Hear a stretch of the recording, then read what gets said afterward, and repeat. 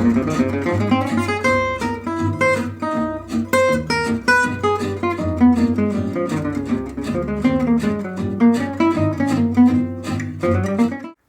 everyone, welcome to Gypsy Jazz Fridays, episode 5, the show in which we explore some cool gypsy jazz licks for you to practice all weekend until it's time for Bebop Mondays. And today we're gonna take a look at what Django does on the standard All the Things You Are, coming right up.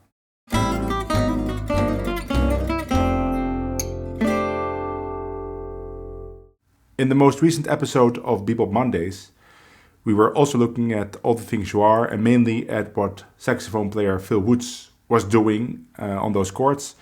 And I'm continuing that theme of looking at one song per week. So now we're going to take a look at what Django does. And Django plays a great solo. If you've never heard it, I will link it in the description. And when you listen to that recording, you'll notice a couple of things. First of all, it's in a different key. They're playing it in B flat instead of A flat, so it starts with G minor instead of F minor. They're using a couple of different chords in some places, and they're playing it in a much slower tempo than it's usually played. And they're playing it around 105, 110. Instead of, usually it's played maybe 180, 160 to 200, something in that ballpark. My backing track is 160. Which was perfect for the Phil Woods stuff, but as you can imagine, the Django licks, they are very hard to play at 160 because he's mostly playing 16th notes, and in fact it's impossible to play. So this gives me the opportunity to show you what you could do with those licks to still play them, right? You could adapt them, you could, instead of practicing them or using them verbatim, you just practice the ideas, and that's something we've not done a lot in this channel. I usually say like you should vary, you should shift in time, but I didn't really show you the process. So that's nice. I didn't prepare that. I just have transcribed the licks as Django played them. And I will first play it for you the way Django plays it. I will do it with a metronome because I don't have a backing track in the tempo. And then I will show you, I will come up with some ideas to use the material on the 160 backing track. So let's see what we have. So the first lick I have, the first phrase goes from F minor, B flat minor to E flat 7 to A flat. So I transposed it also down so that we can immediately apply it. Let me play it slowly for you once. 1, 2, 3, 4.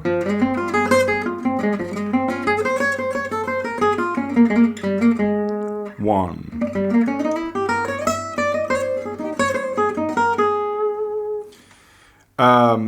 Let me play it at the tempo that Django plays it. I'll do a metronome. Let's play it with the metronome at tempo 108. Click on 2 and 4.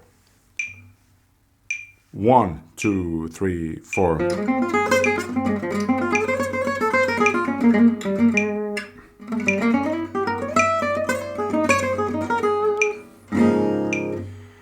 Now, impossible to play at 160, but what can we do? So the idea is to play a F minor arpeggio to the third of B flat minor. Then we have this pretty famous gypsy jazz lick. And then he wants to play diminished from the G on E flat 7. And then resolve to A flat. So instead of playing all those 16 notes up and down, we could just play that idea, that play F minor 7 up. Then diminished up from the G. Or we could maybe something else. We could play F minor down.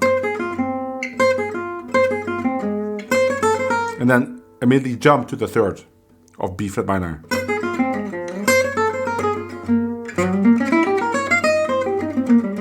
Right, it's all based on the same idea. I'm still playing an F minor arpeggio, going to the third of B flat minor, play that really famous gypsy jazz lick down, and then play a diminished arpeggio up, starting on the third of E flat. So let me just play a solo with that idea on All Things You Are, and let's do the same thing on the second 8 bars. So then we would have to start with a C minor arpeggio, the third of F minor, then play that Gypsy Jazz lick down, and then play a diminished lick up from the D. That's right.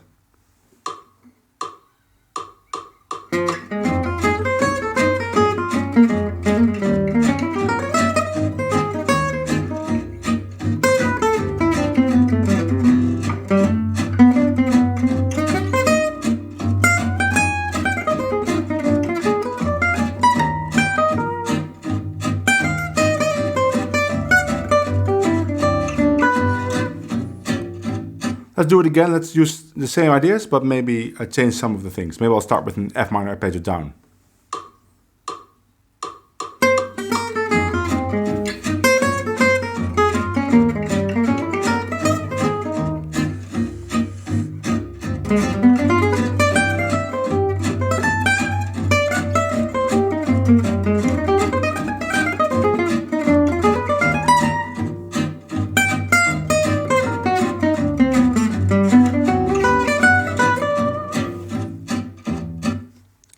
Sounds great.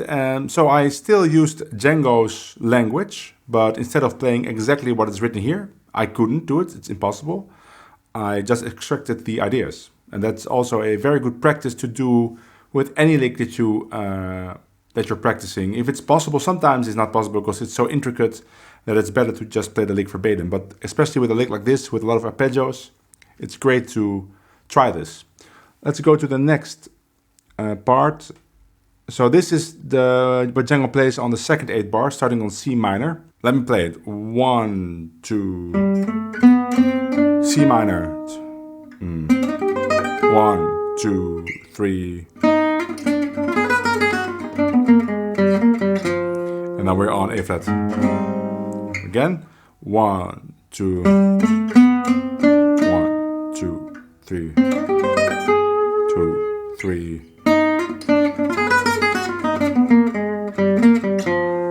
Let me play it with a metronome so you can hear in time. 1, 2, 3, 4, 1, 2.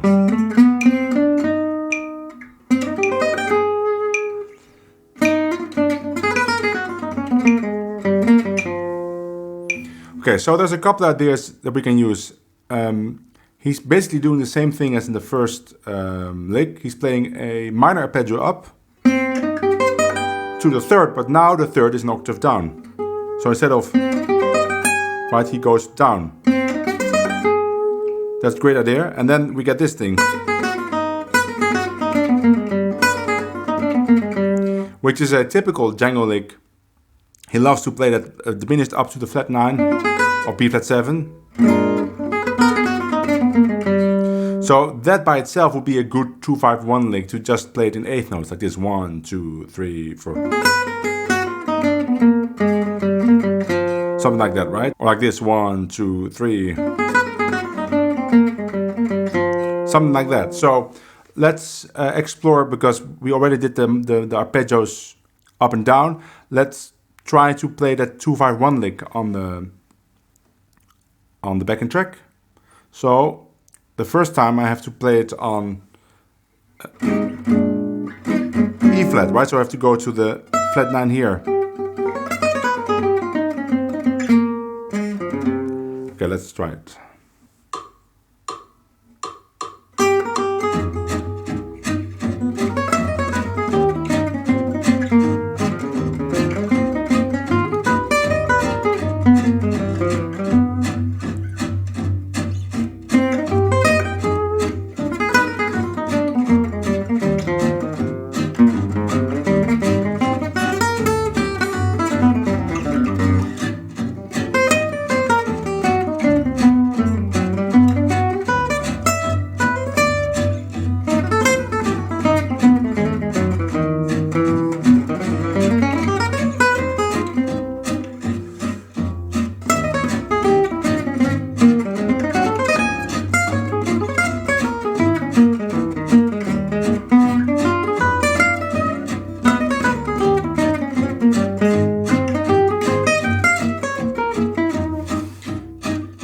I used it on all the 5 chords. So in the bridge, I did it also on D7.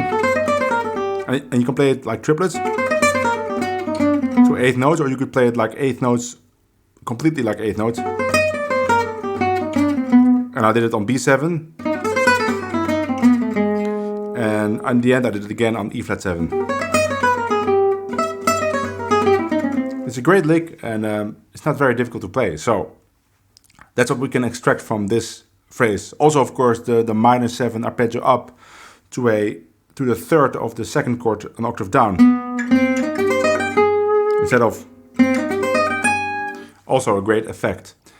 Now what I did is I transcribed some of the licks that Django plays, and I already adapted it to something we can actually play on the backing track. So the A minor bar is open, so I'll play a chord. 1, 2, 3, 1, 2, 3, 4, 1, 2.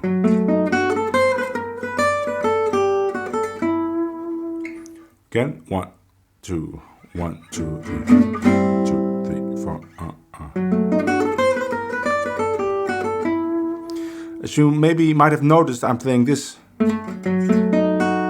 That's actually B7. So he plays this B7 arpeggio on top of the D7, and that's a great sound.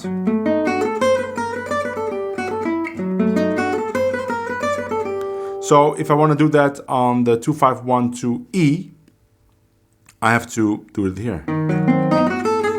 So you can say, oh, that's the A flat. But the way I find is I put my third on the third of the dominant chord. So the 2-5-1-2 G, I put my third finger on the F sharp. That's the third of D7. And then the 2-5-1-2 E, I put my third finger on the D sharp, because that's the third of B7. So let me play that on the backing track, and I can do it more times, because I can also do it, of course, in the beginning on E flat 7. Then I would do it here.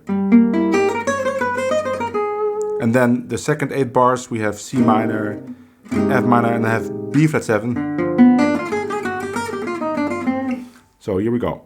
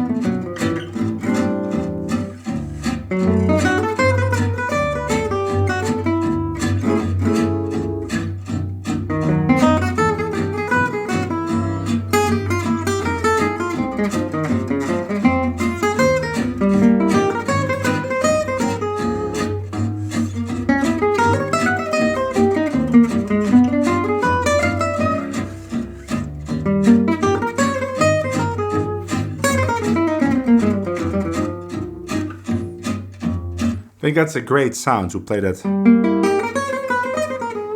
It's a really nice romantic sound, something that you don't hear that often. So I should definitely add that to my vocabulary, and maybe you should too. Here's another lick Django plays on the bridge. And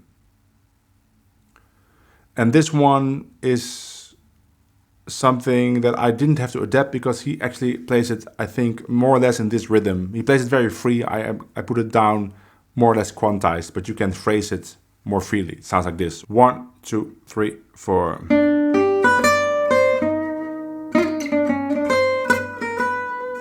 Three, 4. And if you want to play it on the 2-5-1-2 E, it's here, 3, 4.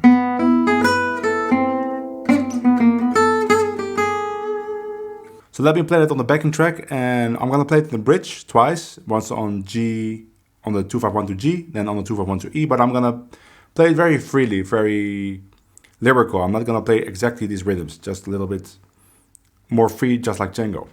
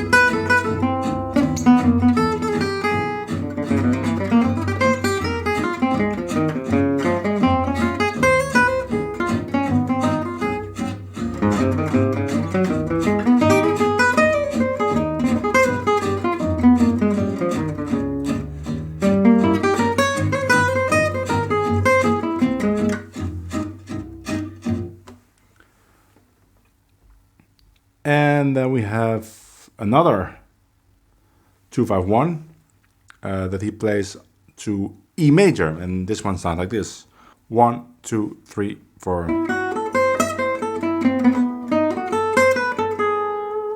1, 2, 3, 4.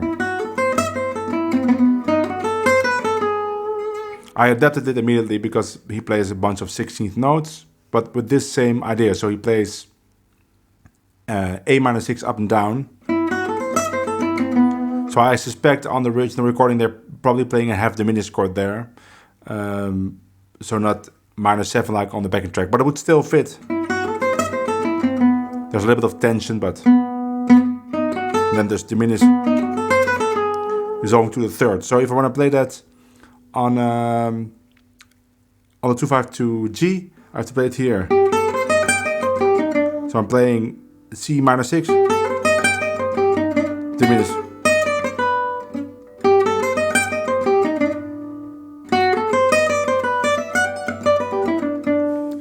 Let's play that on the backing track.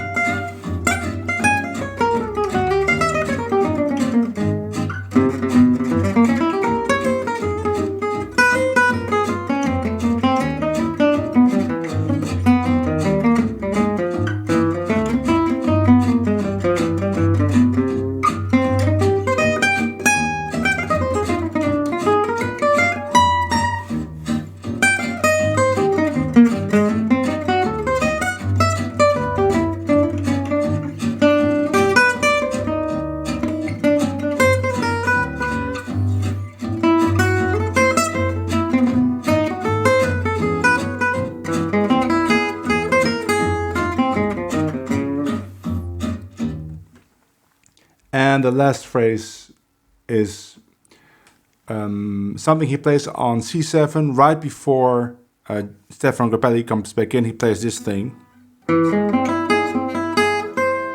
Beautiful. It's a augmented. And I thought, you know what? Let's make a 2-5-1 out of it. So I put it on the 2-5-1 to G, and then we get this: 1, 2, 3, 4.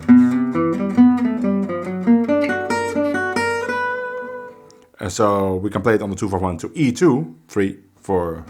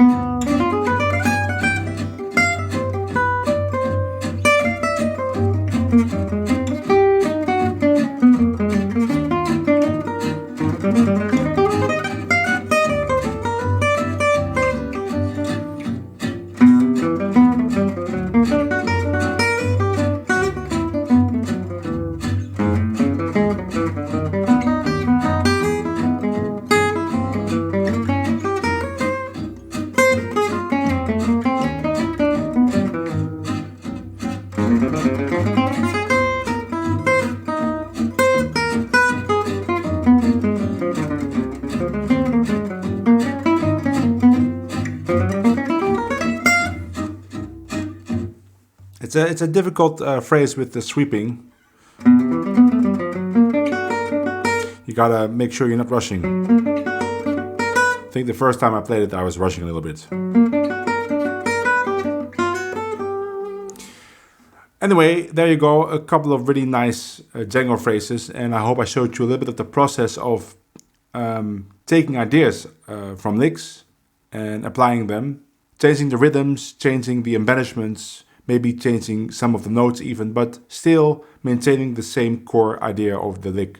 And the second half of the PDF is actually me changing the licks for you. So I would advise you go listen to Django play his amazing solo and the Grappelli, and then study the licks in this video and see the way I used the material in that original solo. I hope you'll enjoy working on these licks all weekend, and I will see you all on Monday for Bebop Mondays. Bye!